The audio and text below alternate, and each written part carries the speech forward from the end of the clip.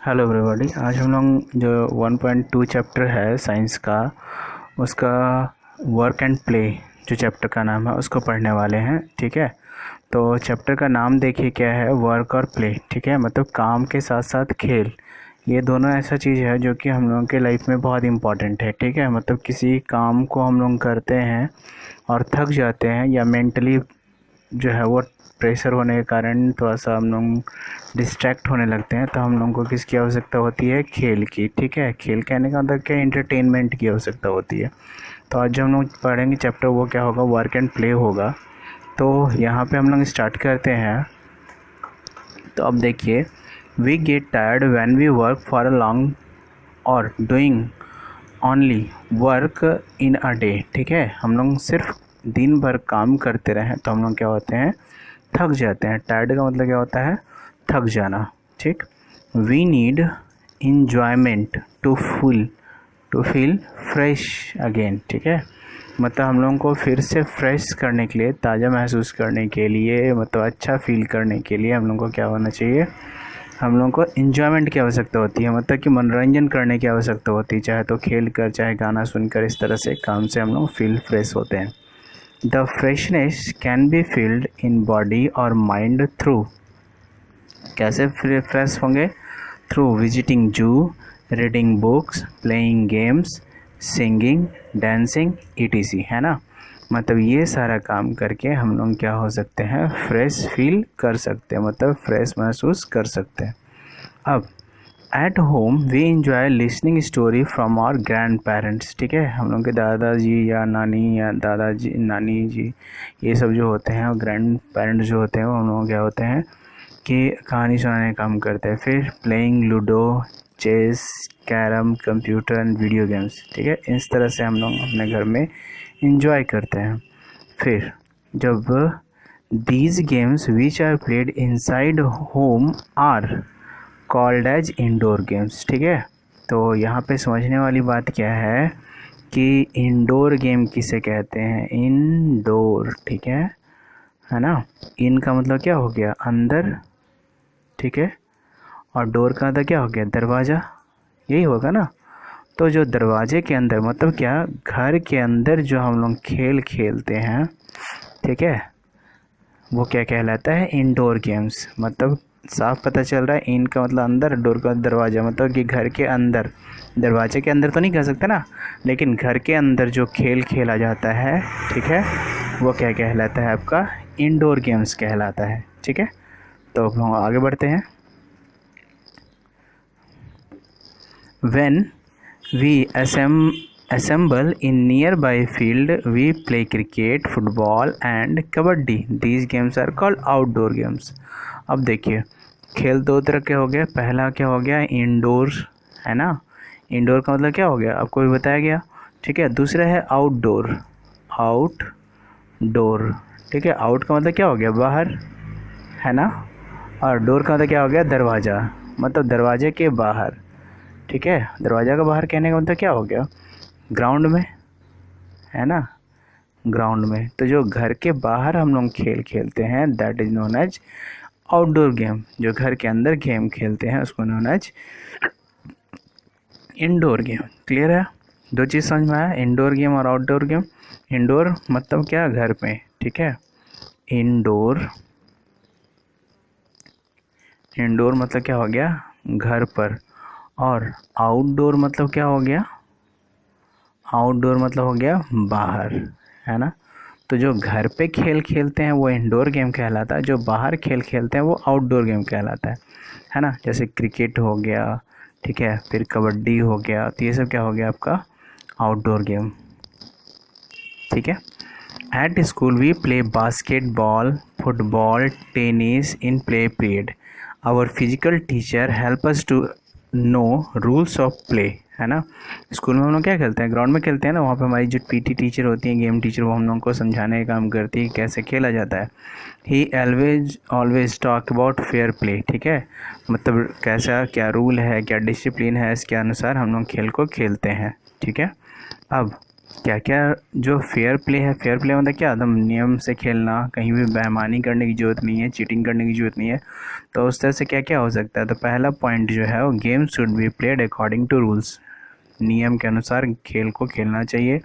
Opinion of referee और coach should be accepted. जैसे हम लोग क्रिकेट देखते हैं ना, तो वहाँ पे कैसे होता है कि अगर अंपायर बोल दिया आउट तो आउट, ठीक है। उसी तरह रेफरी अगर है या कोई कोच है तो जो बोलते हैं उसको आपको मानना होगा, क्योंकि वो क्या किसके लिए बोलते हैं, आपकी भलाई के लिए बोलते हैं। अगर आप कबड्डी गलत तरीके से खेल रहे हो तो आपका सिलेक्शन हो पाएगा कभी नहीं। आप क्रिकेट गलत तरीके से खेल रहे हो तो आपका सिलेक्शन हो पाएगा कभी नहीं। तो वहाँ पे क्या होता है, कोच की बात हम लोगों को माननी चाहिए। एडमिट ओन मिस्टेक, अगर आप कुछ गलती करते हो तो आपको अपनी गलती को मानना चाहिए, जिससे कि आपको फिर से सिखाया जा सके। रिस्पेक्ट अदर, दूसरों की हमें इज्जत करनी चाहिए, दूसरे को मतलब दूसरे से लड़ाई झगड़ा या फिर गलत व्यवहार नहीं करना चाहिए, ठीक है।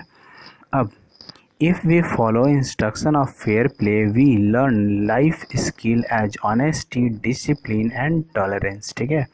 कह रहा है क्या, अगर हम लोग खेल को सही से खेलते हैं तो हम लोग जीवन में 3 चीज़ सीखते हैं। क्या क्या, तो ऑनेस्टी मतलब ईमानदारी, डिसिप्लिन मतलब अनुशासन, और टॉलरेंस कहने का मतलब क्या, जैसे कि हम लोग कहते हैं ना कि नहीं हम उसके साथ नहीं खेलना है, खेलेंगे वो गंदा लड़का या फिर वो ऐसे है या वो ऐसे है। तो इस तरह की बातों को हम लोग को इग्नोर करना चाहिए और हम लोग को सबको मिल कर के एक खेल को खेलना चाहिए टीम की तरह, है ना। तो अब नेक्स्ट क्या है, few precaution are also necessary in play. खेलते वक्त कुछ सावधानियां भी बरतनी चाहिए। जैसे देखते हो ना कबड्डी खेलते वक्त स्कूल में अगर आप खेल रहे हो तो क्या होता है, ग्राउंड में जो ग्राउंड होता है वो अच्छा से बना हुआ रहता है, मतलब मिट्टी जो है वो भुरभुरा किया रहता है ताकि आप गिरे भी तो चोट ना लगे। लेकिन अगर ऐसे ही आप सीमेंटेड जो फ्लोर है वहाँ खेलने लगोगे तो क्या होगा, गिर जाओगे तो हाथ छिल जाएगा, कट जाएगा, इवन टूट भी सकता है, ठीक है। तो we play during play time only, हम लोगों को सिर्फ खेल के वक्त ही खेलना चाहिए। डोंट निगलेक्टिंग योर स्टडी, पढ़ाई को कभी बाधित नहीं करना चाहिए। Ask parent before you leave from home for playing in outdoor game, जब भी आप घर से बाहर जा रहे हो खेलने के लिए तो घर पे बता कर जाएंगे कि मैं यहाँ खेलने जा रहा हूँ। नहीं तो फिर अगर आप बहुत देर कर देते हो तो गार्जियन परेशान हो जाते हैं ना। तो इसलिए हमें हमेशा अपने पेरेंट्स को बता कर जाना चाहिए कि कहाँ जा रहा हूँ। During play never differentiate your playmates, ठीक है, on the name of region and caste, मतलब कि जैसे मान लो कि एक स्टूडेंट जो है, ये स्टूडेंट ये आपके मोहल्ला का है तो इससे बहुत दोस्ती है, ये स्टूडेंट दूसरे मोहल्ला का तो इससे दोस्ती नहीं है, ऐसा नहीं। सबके साथ एक जैसा व्यवहार करना चाहिए हम लोगों को खेल के वक्त, ठीक है। क्योंकि खेल क्या है, टीम से बनता है ना। किसी भी खेल को खेलने के लिए सबसे बड़ी ज़रूरी चीज़ होती है वो क्या होती है, टीम वर्क, मतलब कि एक साथ। जैसे हम क्रिकेट में कैसे कहते हैं कि मेरे टीम में इतने प्लेयर हैं तो सारे प्लेयर क्या होता है एक साथ मिलके खेलता है। अगर नहीं खेले तो क्या होगा, टीम हार जाएगा, ठीक है। तो next, festival break our monotony and enthuse us to lead happy and joyful life, ठीक है।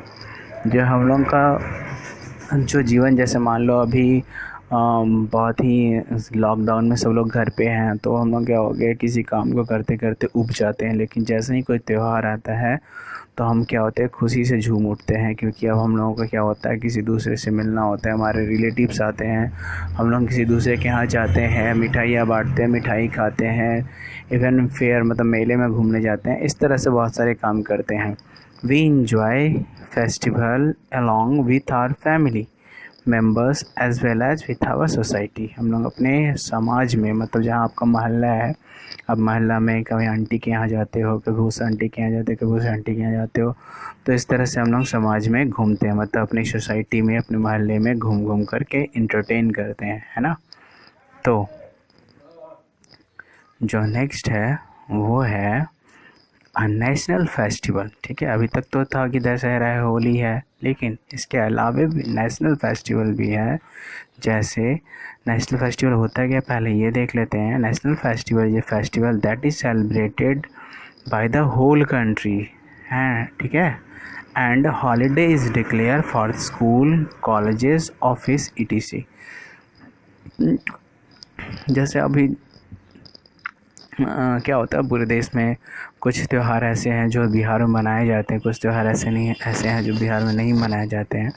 लेकिन नेशनल फेस्टिवल एक ऐसा फेस्टिवल होता है जो कि पूरे इंडिया में मनाया जाता है ना, पूरे नेशन वाइज मनाया जाता है, ठीक है। और उस दिन स्कूल कॉलेज ऑफिस में छुट्टी कर दी जाती है। जैसे रिपब्लिक डे कब मनाया जाता है? 26 जनवरी को, ठीक है। द इंडिपेंडेंस डे, ठीक है, कब मनाया जाता है? 15 अगस्त को। फिर महात्मा गांधी बर्थडे, ठीक है, कब? 2 अक्टूबर, ठीक है, are celebrated as national festival. तो आपसे अगर कोई पूछे कि नेशनल फेस्टिवल क्या है, तो पहला होगा क्या? 26 जनवरी, फिर है 15 अगस्त और 2 अक्टूबर, ठीक है। 15 अगस्त और ये है जनवरी, ठीक है। इसको कहते हैं क्या? रिपब्लिक डे, ठीक है। इसको कहते हैं इंडिपेंडेंस डे और इसको कहते हैं गांधी जयंती, है ना। तो 3 तरह के हो गए। 3 तरह के कौन कौन से? पहला रिपब्लिक डे, ठीक है, रिपब्लिक डे, ठीक है। दूसरा इंडिपेंडेंस डे, इंडिपेंडेंस डे। और तीसरा क्या है? गांधी जयंती, गांधी जयंती, है ना। तो ये 3 जो है हमारे क्या हैं? National festival. इसमें पूरे स्कूल कॉलेज ऑफिस को छुट्टी मिलती है, ठीक है। अब जैसे कि Holi, Diwali, Eid, Christmas, Makar Sankranti and Durga Puja are some important festival which are celebrated all over country, ठीक है। ये सब त्यौहार है ना जो कि पूरे देश में मनाया जाता है। फिर apart from this festival, birthday and wedding ceremonies are also celebrated in the family with a great joy and spirit, ठीक है। मतलब क्या कि देखिए, पहले तो आप हो गया क्या कि ये 26 जनवरी, 15 अगस्त, ठीक है, और 2 अक्टूबर, ये तो हो गया नेशनल फेस्टिवल, ठीक है, नेशनल फेस्टिवल। इसके बाद होली हो गया, दिवाली हो गया, फिर ईद हो गया, ठीक है। तो ये सब क्या है? आपका रिलीजियस फेस्टिवल, ठीक है। इसके बाद हम लोग क्या होता है? कुछ मैरिज सेरेमनी होता है ना, ठीक है, या फिर कोई जो बर्थडे होता है। तो ये सब भी क्या है? एक त्यौहार ही है ना, हम लोग हर साल मनाते हैं। तो ये सारा है, ये सब से हम लोग क्या होते हैं? काफ़ी इन्जॉयमेंट करते हैं, ठीक है। अब during celebration of festival use of loud sound, ठीक है। लाउड साउंड मतलब क्या? तेज़ आवाज़, देखते हो माइक बजता है, बड़ा बड़ा साउंड बॉक्स बजता है, पूरा डीजे बजता है। तो क्या होता है? पूरा कितना पॉल्यूशन होता है ना, मतलब कि आवाज़ एकदम कान खराब होने लगता है। तो एंड क्रैकर्स मतलब पटाखे आर प्रोहिबिटेड। तो कहता है, जैसे अभी देखिए गवर्नमेंट भी क्या कहती है कि दशहरा या होली या जो भी त्यौहार है उसमें आपको रात तक गाना या फिर डीजे नहीं बजाना है, आपको एक लिमिटेड समय तक एंटरटेन करना है, रात में पूरे रात भर पटाखे नहीं छोड़ने हैं, इस तरह के आदेश दिए जाते हैं, ठीक है। This is not good for environment and health, ठीक है। अब रात भर गाना बजाओ या पटाखे छोड़ो तो इससे क्या होगा? पॉल्यूशन होगा ना, मतलब देखते हो पूरा धुआं भर जाता है और हम लोग को खांसी होने लगती है, आंखों में जलन होने लगता है। तो ये हमारे स्वास्थ्य के लिए और इवन इन्वायरमेंट के लिए बहुत ख़तरनाक होता है। Thus we should learn the skill to protect the environment and culture of the society. इसलिए हम लोगों को ये सीखना चाहिए कि किस तरह अपने समाज को, ठीक है, या फिर अपने पूरे वर्ल्ड को या फिर अपने देश को इन सब से दूर रखा जाए, मतलब पॉल्यूशन होने से बचाया जाए, लोगों में एक साथ मिलकर रहना चाहिए ये सिखाया जाए, सेलिब्रेशन करने के लिए सिखाया जाए। तो इस तरह से आपका चैप्टर जो है यहाँ पे वो ख़त्म होता है, ठीक है। तो हम लोगों का बचा अब क्या? एक्सरसाइज। तो आप को चैप्टर तो पढ़ा दिया गया है, आप चैप्टर को एक बार खुद से पढ़ लेना, उसके बाद जहाँ भी प्रॉब्लम हो आप पूछ सकते हो, और नहीं तो फिर जब हम लोग नेक्स्ट बार क्या होगा, आपको इसका एक्सरसाइज बनवा दिया जाएगा, ठीक है। तो इस तरह से आपका एक्सरसाइज भी कंप्लीट हो जाएगा, लेकिन आपको कोशिश ये करना है कि जो फिल इन द ब्लैंक्स है और ट्रू फॉल्स ये आप खुद करें, ठीक है। मतलब कि फिल इन द ब्लैंक्स और ट्रू फॉल जो है वो आपका क्या हो गया? SW, ठीक है। मतलब कि ये दोनों आपको खुद ही करना है, ऐसे मैं तो बता दूंगा, फिर भी ये आपको करके रखना है, ठीक है। तो आज के लिए इतना ही, हम लोग फिर मिलते हैं नेक्स्ट वीडियो में अगले चैप्टर के साथ, और उसके बाद फिर हम लोग इसके एक्सरसाइज को कंप्लीट कर लेंगे, ठीक है। तो आप फ़िलहाल क्या कीजिए कि ये 2 क्वेश्चन नंबर और 3 क्वेश्चन नंबर जो कि ट्रू फॉल्स है और फिल इन द ब्लैंक्स है, आप बुक पढ़ करके खुद से सॉल्व कीजिए, और नहीं तो फिर तो मैं तो इसका आंसर दे ही दूँगा। तो आज के लिए इतना ही, थैंक यू।